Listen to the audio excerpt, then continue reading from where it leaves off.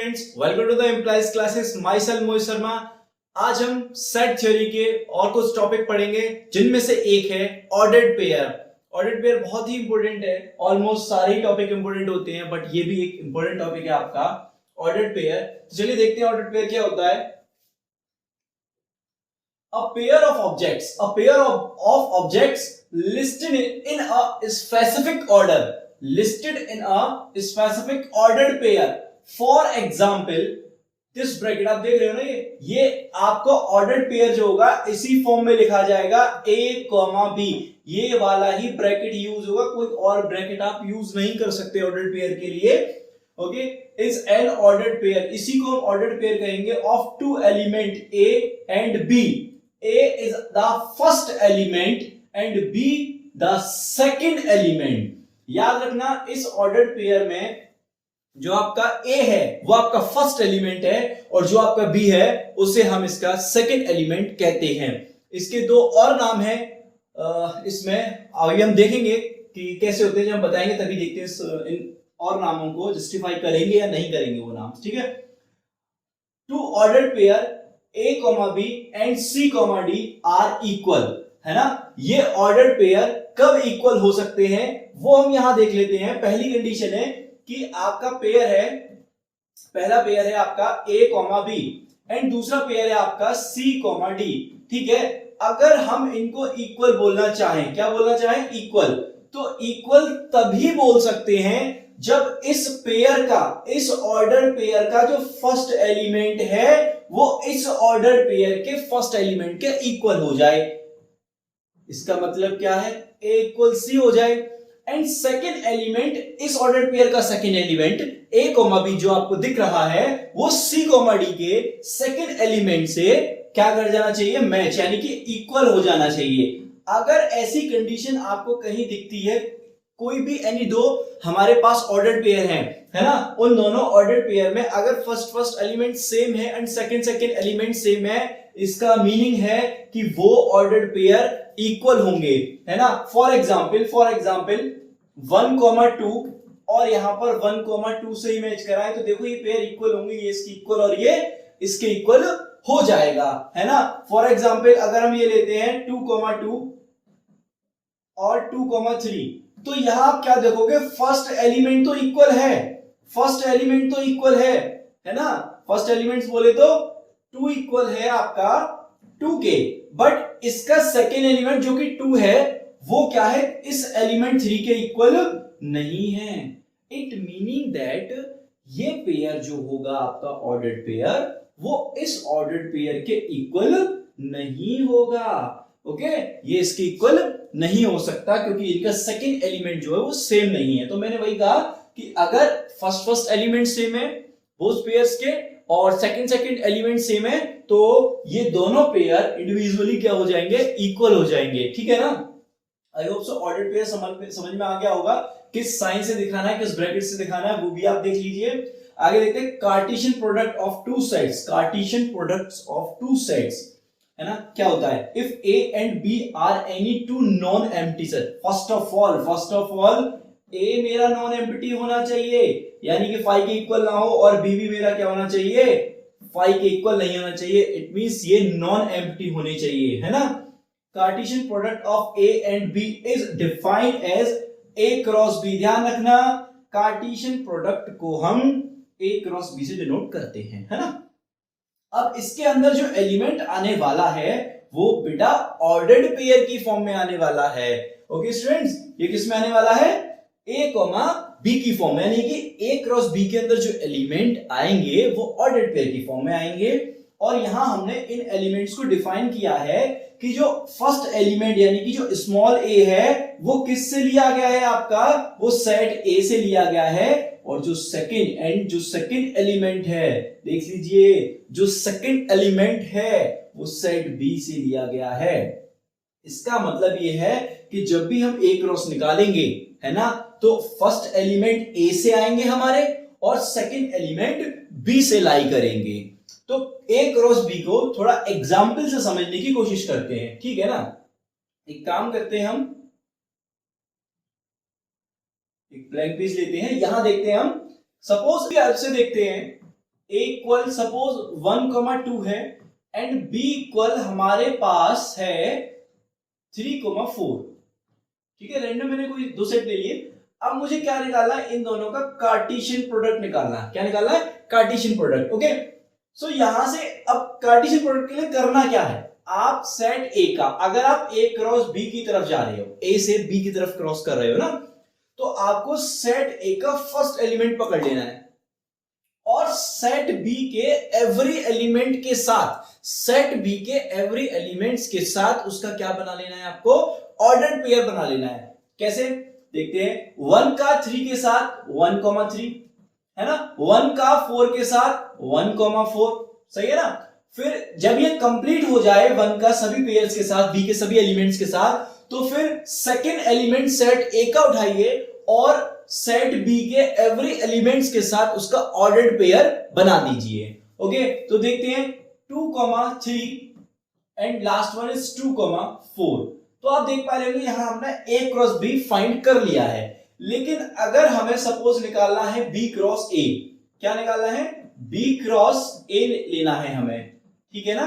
तो B cross ए में हम क्या करेंगे, फर्स्ट ऑफ ऑल हम बी, जैसे हमने ए से बी के साथ मूव किया वैसे ही हम बी से ए की तरफ मूव करेंगे और बी का फर्स्ट एलिमेंट पकड़ेंगे और उसके साथ ए के एवरी एलिमेंट के साथ उसका ऑर्डर्ड पेयर बना लेंगे।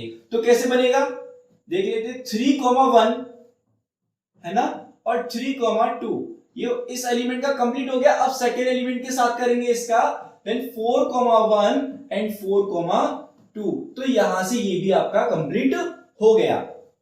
लेकिन आप ये देखोगे कोई भी ऑर्डर्ड पेयर मैच नहीं कर रहा है बी क्रॉस ए और ए क्रॉस बी में, बिकॉज ऑफ अगर हम रैंडम 3,2 यहां से उठा लेते हैं, है ना, 3,2 और यहां से उठा लेते हैं सपोज 2,3, तो हम यहां क्या देख रहे हैं, हमें देखने को क्या मिल रहा है कि ये इक्वल नहीं है। क्यों इक्वल नहीं है, अभी अभी मैंने कहा कि अगर हम ऐसा कर लेते हैं क्या कि इसके फर्स्ट एलिमेंट को इसके फर्स्ट एलिमेंट के साथ देखते हैं तो 3 इक्वल कभी नहीं हो सकता 2 के, और इसके सेकेंड एलिमेंट को इसके साथ देखेंगे तो 2 कभी भी इक्वल नहीं हो सकता 3 के। ना तो first element of both pair equal है ना, और ना ही सेकेंड एलिमेंट इन दोनों पेयर्स के इक्वल है। तो इट मींस दैट ये पेयर कभी भी इक्वल नहीं होंगे। और इसका ग्राफिकल रिप्रेजेंटेशन देखते हैं एक बार कि ज्योमेट्री में यानी कि 2D में इसको किस तरीके से नंबर्स को रिप्रेजेंट किया था। ये सिर्फ सेट में ही नहीं रहते, इसका मीनिंग क्या होता है वो भी हम थोड़ा सा यहां पर देख लेते हैं, है ना। तो स्टार्ट कर लेते हैं इस चीज को।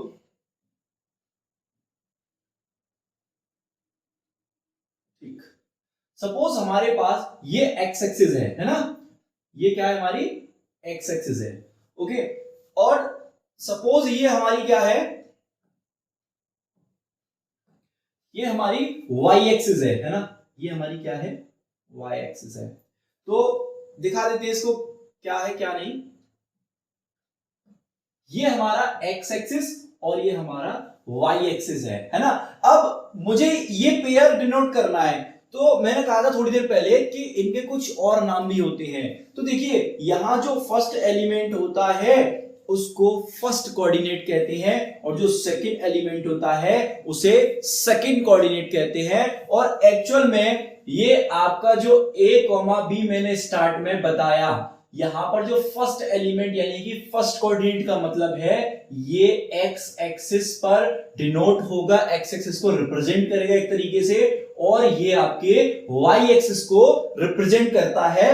उस बेस पर अगर हम यहां 1, 2 और 3 लें और यहां 1, 2 और 3 लें, तो आप देख पाओगे कि अगर मैं 3,2 को बनाता हूं, कितना, 3,2 पेयर बनाना है जिसमें 3 क्या है, मेरा x है।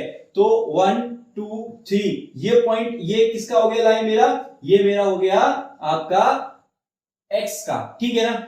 और y इक्वल कितना है, 2 है। तो अब मुझे y का लाइन बनाना है, तो y कितना है, 2, तो 1 एंड 2, तो 1 और 2 ये लाइन यहां मिल जाएगा मुझे। तो इनका इंटरसेक्शन ये पॉइंट क्या होगा, 3,2, इसी पॉइंट को कहेंगे 3,2।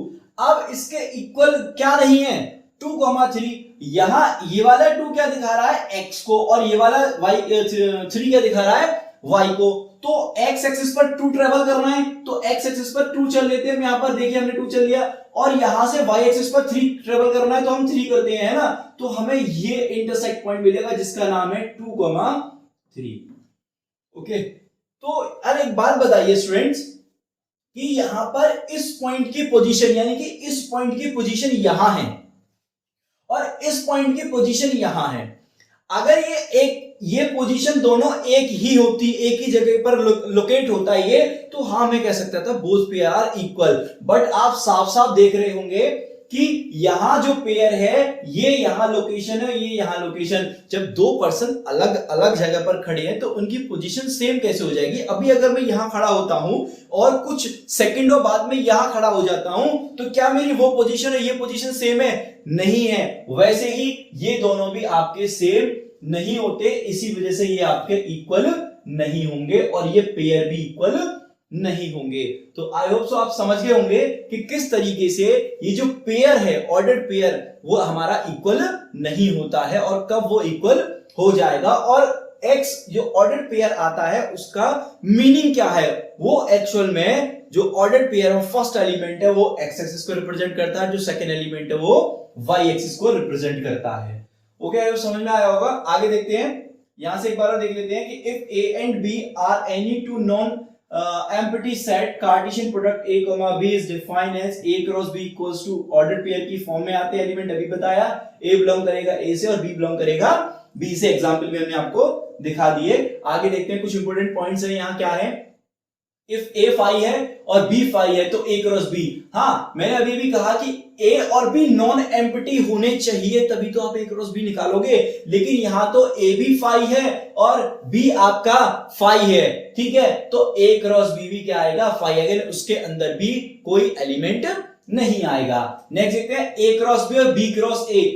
अभी मैंने आपको बताया यहां पर कि a क्रॉस b और b क्रॉस a का एक भी पेयर मैच नहीं करेगा, है ना। फॉर सेम सेट के लिए ये दोनों, अगर ये सेट में दोनों लूं, उसी में a क्रॉस b निकालते हैं और उसी में b क्रॉस a निकालते हैं तो ये कभी भी इक्वल नहीं आते। क्यों नहीं आते मैंने आपको अच्छी तरीके से बता दिया है। तो हमारा ये पॉइंट भी क्लियर हो गया, ये पॉइंट भी क्लियर हो गया। अब देखते हैं if number of a equals to m, मतलब क्या है कि a के अंदर, मैंने कार्डिनलिटी पढ़ा रखी है आपको कि a के अंदर जो एलिमेंट है वो सपोज m है और b के अंदर, सेट b के अंदर जो एलिमेंट है वो कितने हैं, n है ना। तो a क्रॉस b यानी कि कार्डिनलिटी यानी a क्रॉस b के अंदर कितने एलिमेंट आ सकते हैं, कितनी पॉसिबिलिटीज हैं, तो वो क्या है, m मल्टीप्लाई n, ठीक है। तो एक बार इसी एग्जांपल को देखें हम, यहां पर कितने एलिमेंट थे, 2, तो नंबर ऑफ a कितना हो गया मेरा 2 और नंबर ऑफ b कितना हो गया मेरा, वो भी 2 हो गया, है ना। तो अगर ये वैल्यू m कह दी जाए और ये वैल्यू n बोल दी जाए तो m इंटू n कितना हो जाएगा, ये हो जाएगा आपका 4।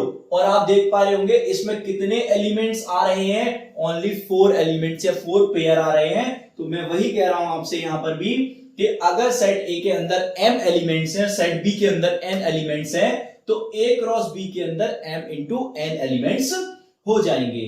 ओके, A, B और C, है ना। A cross B cross C निकालने हैं, कार्टेशियन प्रोडक्ट 3 सेट्स का निकाल रहे हैं, यहां पर A B C इस तरीके से आएगा। वहां 2 सेट थी तो 2 आपके पेयर आ रहे थे, यहां पर क्या आएंगे, 3, जिसे हम क्या कहते हैं, ऑर्डर ट्रिपलेट्स कहते हैं। क्या कहते हैं, इसको हम पुकारेंगे किससे, ऑर्डर ट्रिपलेट से।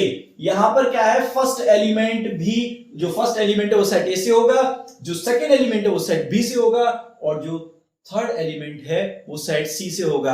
अब आपके दिमाग में बात ये आ रही होगी, थोड़ी देर पहले पेयर पढ़ाया था, ऑर्डर्ड पेयर, तो उसमें फर्स्ट एलिमेंट एक्स एक्सिस को और सेकंड एलिमेंट वाई एक्सिस को रिप्रेजेंट कर रहा था, ठीक है। लेकिन अब बच्चे कहेंगे भाई ये क्या हो गया, यहां तो 3 आ गया, भाई किसको क्या करेगा। तो देखिए अब यहां पर हमारी 3 एक्सिस आ जाएंगी, एक्स वाई और जेड, है ना। ये एक्चुअल में 3D हो गई, एक्स वाई और जेड एक्सिस, ठीक है।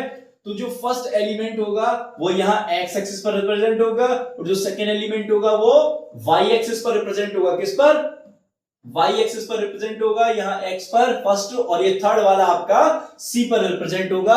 और इनके इंटरसेक्शन पर जहां वो पॉइंट कट करेगा उसी को हम क्या कहेंगे, ए बी सी ट्रिपलेट्स कहेंगे, ऑर्डर ट्रिपलेट्स कहते हैं इसको, ठीक है। क्या कहते हैं, ऑर्डर ट्रिपलेट्स कहते हैं। और ऐसे ही अगर हम बात करें कि सपोज हमारे पास A1 A2 A3 cross and so on cross AN, मतलब क्या है, यहां 2 सेट पहले दिखाई दे, अब 3 सेट का कार्टेशियन प्रोडक्ट हो रहा है, और सपोज n सेट का कार्टेशियन प्रोडक्ट हो रहा है, तो उसमें किस टाइप के एलिमेंट्स आएंगे, तो उसमें आएंगे A1 है ना, A2 A3 and so on AN, such that बताया जाएगा A1 सेट A से होगा, A1 से होगा, A2 सेट A2 से होगा, एंड A3 सेट A3 से होगा, एंड सो ऑन। इसी टाइप से जो लास्ट एलिमेंट AN है वो भी सेट AN से होगा, और ये मेरा सेट कंप्लीट हो जाएगा। और जैसे 3 थे तो ट्रिपलेट्स कहा, और यहां n है तो उसे n ट्रिपलेट्स कहेंगे। n मतलब इसके अंदर n एलिमेंट्स आ रहे हैं, है ना, A1 A2 A3 and so on AN से। यहां पर फर्स्ट एलिमेंट A1 फर्स्ट से, A2 फर्स्ट सेकंड से, A3 ये वाला A3 इसे 3 से, और लास्ट वन AN इस सेट से आ जाएगा। इस तरीके से हम ना कि 2 ना ही 3, हम कितनी भी सेट्स का क्या निकाल सकते हैं, हम इसका पेयर निकाल सकते हैं। ठीक है, पेयर मतलब ये जो ट्रिपलेट्स आ रहे हैं, या ये इस टाइप के ट्रिपलेट्स आ रहे हैं, ये आ रहे हैं। ठीक है, इस तरीके से n ट्रिपलेट्स हम फाइंड कर सकते हैं। ओके, तो आई होप सो आपको आज की क्लास में ऑर्डर्ड पेयर, कार्टेशियन प्रोडक्ट और कार्टेशियन प्रोडक्ट का XY प्लेन में रिप्रेजेंटेशन समझ में आ गया होगा, है ना। तो आगे हम इस तरीके से और भी सेट थ्योरी की क्लासेस लाते रहेंगे। Thank you watching my video.